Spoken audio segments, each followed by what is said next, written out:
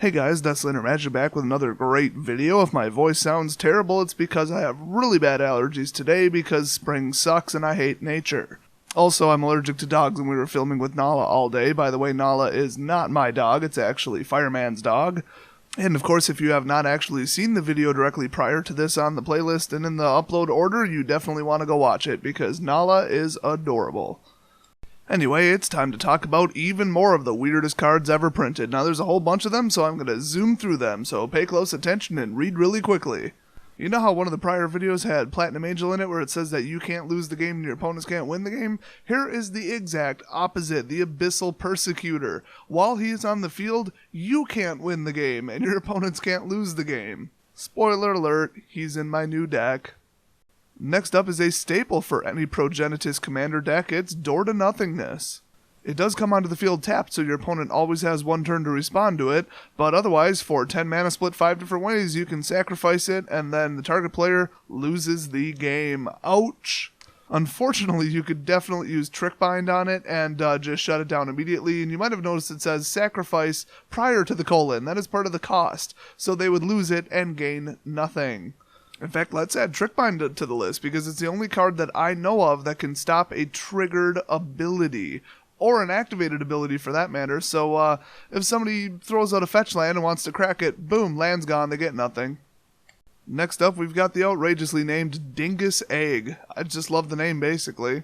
What it does is whenever a land is put into a graveyard from play, Dingus Egg deals 2 damage to that land's controller. Pretty easy to shoot yourself in the foot with this one. It tended to be printed in sets that had a whole bunch of land destruction, so it actually kind of made sense, but it's definitely a double-edged sword. Apparently they printed that card because in 8th edition they didn't think Boyle was dickish enough. Really? For God's sake, Choke was also legal in that set. The whole set was basically like, hey, if you're playing this color, screw you, you lose the game. And of course 8th edition was so much fun that in 9th edition they printed Flash Fires, Destroy All Planes. Basically, if you're running red and they're running anything but white, you're an idiot for putting this in your deck. So obviously sideboard card, but then if you're playing red and they're playing white, you just won the game. Next up we've got everyone's favorite, Farmstead. You pay 3 and then enchant a land. Then it states, target land's controller gains 1 life if 2 white mana is spent during controller's upkeep. You cannot gain more than 1 life each turn through this enchantment. They stopped printing this card around 1995-ish, so let me translate this into more modern wording. If you have way too much white mana in your deck and you built your deck like crap so this card is in it, then you can gain 1 life every upkeep by shooting yourself in the foot and making sure that you can't cast anything good on the rest of your turn because your mana is gone. I'm not even sure why this has to enchant a land. I mean, I think back then they didn't have freestanding enchantments. They were all auras that had to be attached to something, but it's just really odd.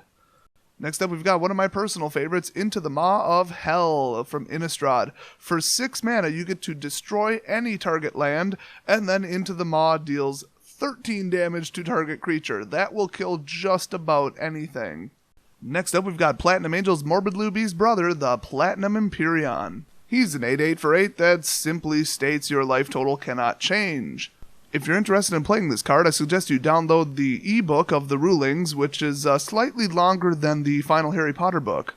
Next up, we've got a card that really isn't that interesting, but I've never seen anything like it. It's a 7/7 for 7, but when he enters the battlefield, you can have him enter as a copy of any other creature on the battlefield, except it's still a 7/7. This totally reminds me of the Dot Hack series where you have to verse yourself except 9 levels higher and you would always lose. I just love it when somebody plays like a 1/1 pixie and this is the last thing you have in your hand, so you play it and you're like, hey, you got a 1/1 pixie? I've got a 7/7 pixie made out of solid mercury. Quicksilver is of course an old alchemy nickname for mercury, by the way, in case you didn't know. Next up, we've got a card that looks normal on the surface but really isn't. It's the Renowned Weaponsmith.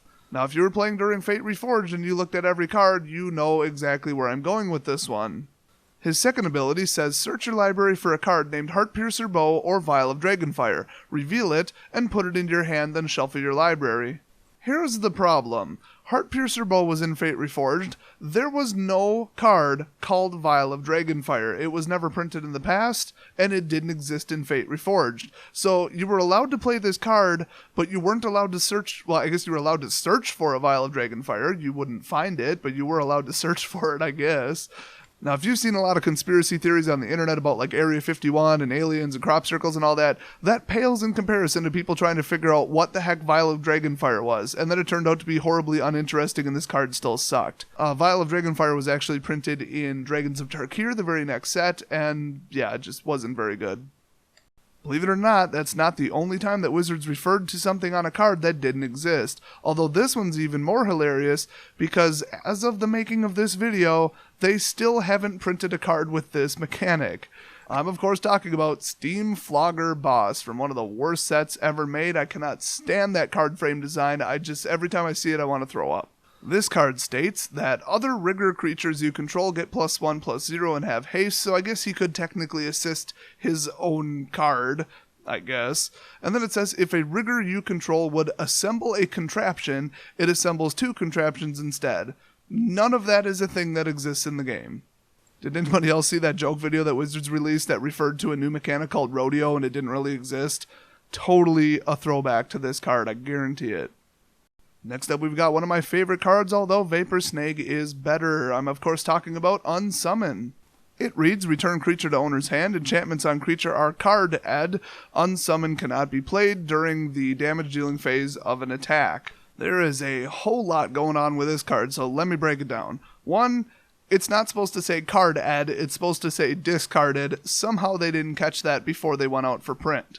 Secondly, the whole unsummon cannot be played during the damage-dealing phase of an attack part is effectively retroactively deleted from the card because the newer editions of it do not say that, and that's not what the Oracle text officially says.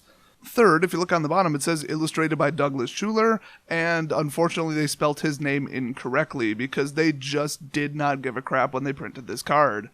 Hey, speaking of a complete disaster of a card, Sorrow's Path. The card literally says, as printed, tap, exchange 2 of opponent's blocking creatures. This exchange may not cause an illegal block. Sorrow's Path does 2 damage to you and 2 damage to each creature you control when it is tapped.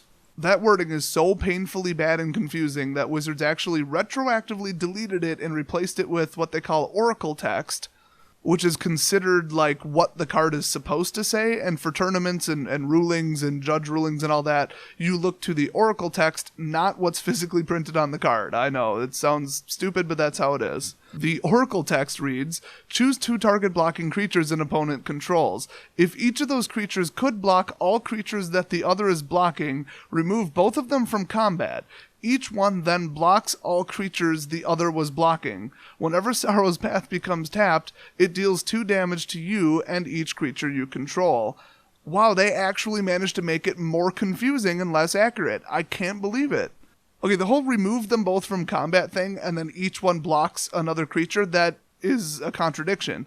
If a creature is removed from combat, when combat has already started, you can't re-enter them into combat through any means at all, apparently except for this card, but it doesn't even say that. It doesn't say that the creatures re-enter combat. So once this has resolved, theoretically, the creatures have already been removed from combat, so they're actually no longer blocking and can't be considered to be blocking for, damage to be dealt, but it still is, which makes no sense. This whole card makes no sense. Nobody plays this god-awful card. If you play with this card, burn your deck. Just light it on fire because you are a demented human being. Next up, we've got one of the few cards that actually interferes with a basic mechanic of the game that really should not be able to be interfered with, because it's a basic mechanic of the game. I'm of course talking about Serum Powder. You can pay 3, bring it out, and then tap it for 1 colorless, so it's a completely useless crap dead card. Even in an artifact deck, this is considered to be complete garbage.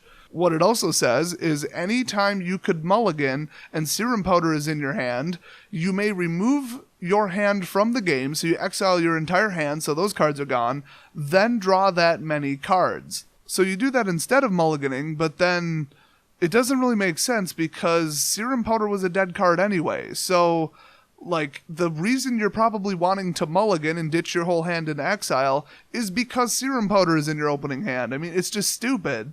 Now, I could definitely see this in a deck where you absolutely have to pull a certain card in your opening hand and you don't want to go down to 6, you want to stay at 7. The problem is if it's a combo, you just lost the other 6 cards in your hand, they're in exile now, so, I don't know about this card.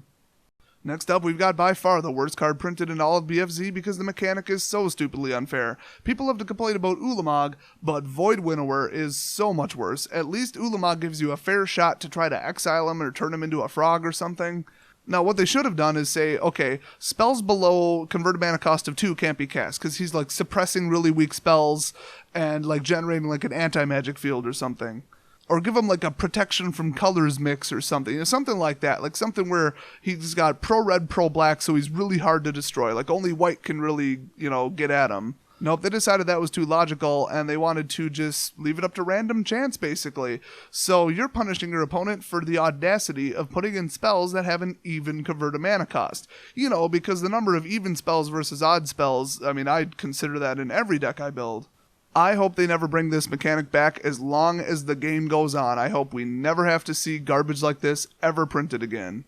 Compared to Void Winnower, this next card actually looks good. It's called Worldfire. For a just pittance of 9 mana as a sorcery, you can exile all permanents. Then you exile all cards from all players' hands and graveyards, and each player's life total becomes 1. So if you think about it, at that point there is nothing left in game except for 2 libraries. That's it. No graveyard, no hand, no permanents, no lands, nothing.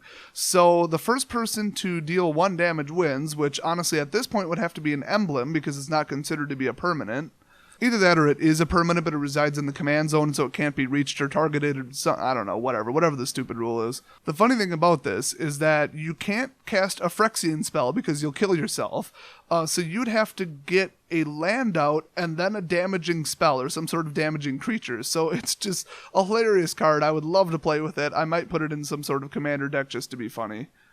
Hey, you guys remember when I put Relentless Rats on a previous list because you could have unlimited copies of it in your deck, which broke a basic rule of the game, and I thought that was kind of funny.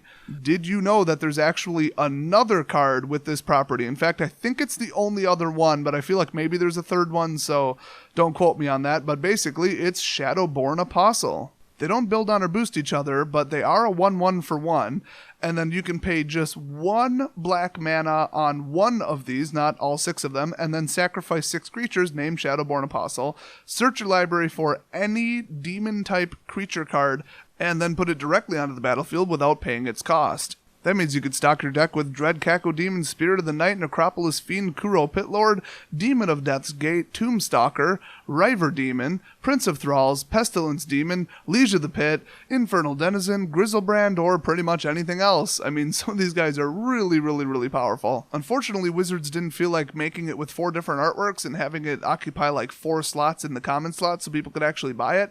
It's about $1.50 a piece for these cards, and you would need probably about 30 or so of them in a deck, so I don't think I'll be building that deck anytime soon. That's going to add up pretty quickly. Well, that ends this particular walk through the weirdness, but I have a feeling that there's more weird cards out there for me to find. If you have any favorites that weren't on this or any of the previous lists, please leave it below in the comment section. Oh, and by the way, guys, I really didn't think I'd have to mention this. I mean, I really didn't think I'd have to mention this, but unglued and unhinged cards are not going to be covered in this series. Obviously because that's like shooting fish in a barrel, and also they're not legal in any format, and I'd have to cover quite literally all of them. But of course I'm not saying I'll never make a video about unglued and unhinged cards because they're hilarious, just not in this list because it's just a little bit too easy. Well, I'll see you guys next video.